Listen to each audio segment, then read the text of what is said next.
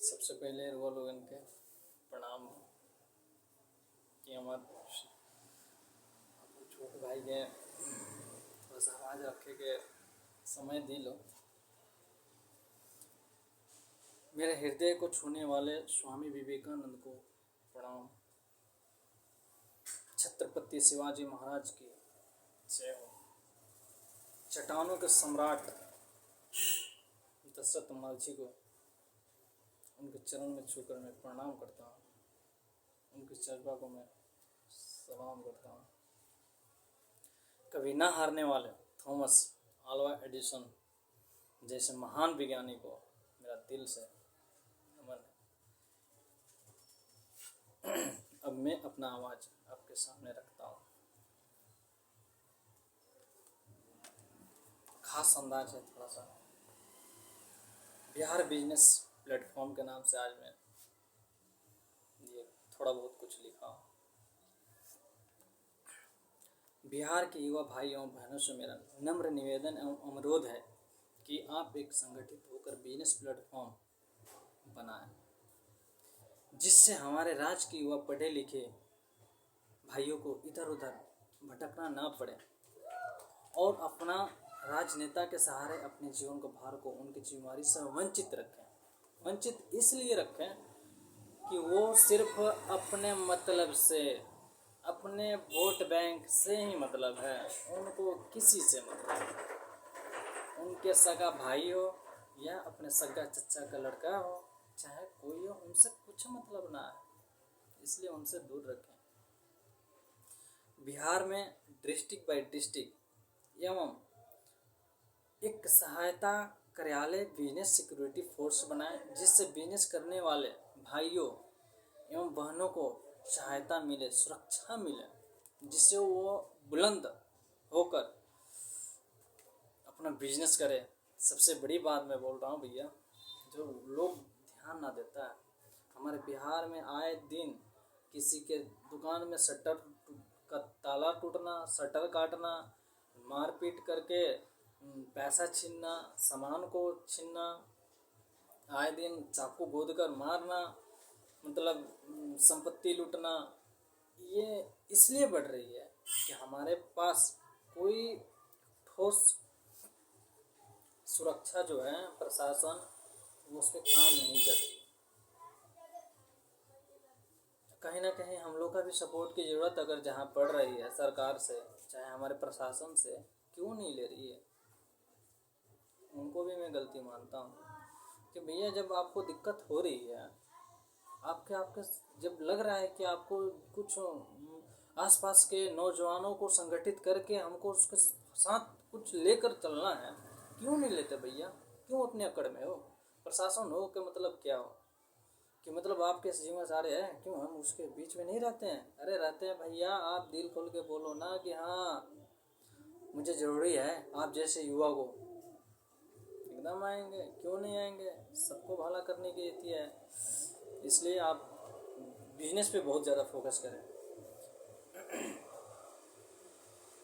बिहार में जब तक व्यापार मंडल को सही तरीके से सुरक्षा नहीं मिलेगा, तब तक हमारे अच्छे व्यापार करने वाले व्यापारियों को पलायन से कोई नहीं रोक सकता।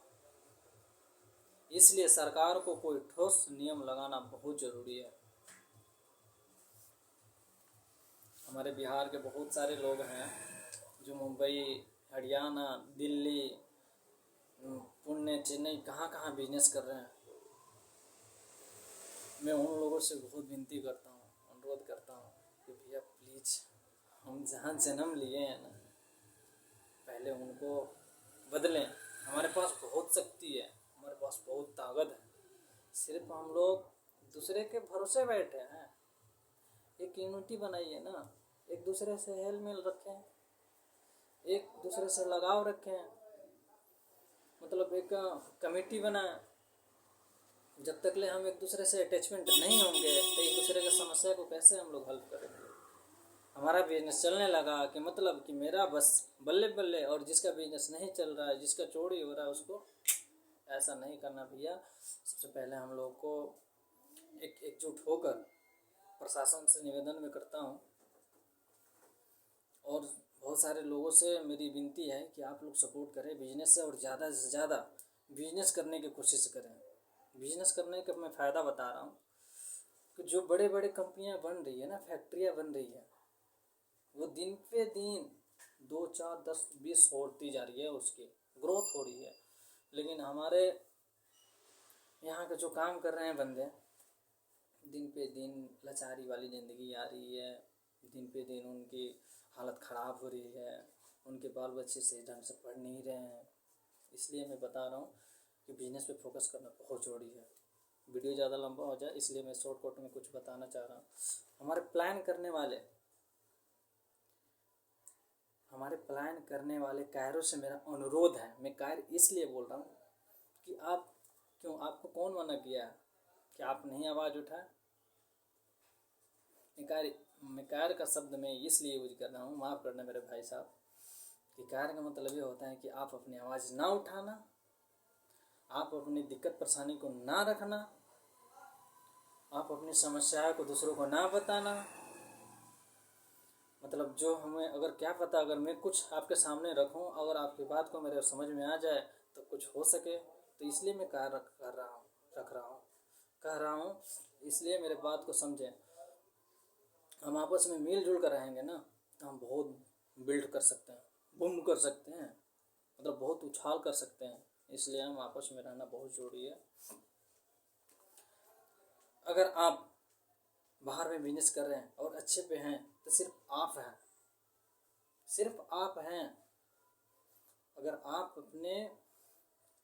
आपके समाज के साथ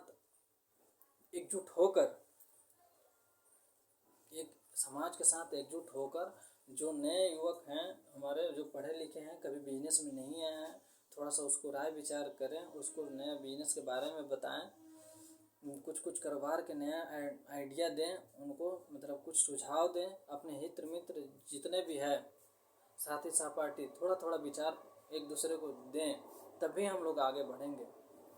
सिर्फ हमको बड़े बिजनेस होकर ऐसा नहीं है कि भैया मैं एक बड़े बिजनेसमैन होकर मैं कुछ कर सकता हूँ, नहीं हो सकता। जब तक हम यूनिटी में काम करेंगे, अरे पैसा कमाने का मतलब क्या होता है कि हमारे सुख सुविधा और आसपास के लोग मतलब सही ढंग से जिए, सही ढंग से रहें। जीवन का सार का मतलब भैया क्या है, सिर्फ पैसा कमा लेना नहीं है। पैसा कमाने का, अगर पैसा कमाएं तो उसको सही यूज करें, और आसपास के हमारे जितने माहौल है उसको एथी करें। इसलिए भैया ज़रूरी है आप लोग एक दूसरे में एथी करें, ठीक है, सहयोग करें। सिर्फ सरकारी दफ्तर में काम करने से हमारे राज्य के विकास नहीं हो सकता है। इसलिए अपने मित्रों से कहना चाहता हूँ कि अभी समय है बदलाव करने की। अपने हक को अपना हक मानिए, शिक्षा, व्यापार, टेक्नोलॉजी को अपनाइए और अपना बिहार को बेस्ट बिहार बनाइए। अपने बिहार को बेस्ट बिहार, बुलंद बिहार बनाइए। जातिवाद, दहेज प्रथा एवं भ्रष्ट सिस्टम को जड़ से मिटाइए। जय हिंद, जय भारत, जय बिहार। यूपी, बिहार, झारखंड, तीनों राज्यों को मैं दिल से मैं बोल रहा हूँ कि तीनों स्टेट को जागरूक होना है।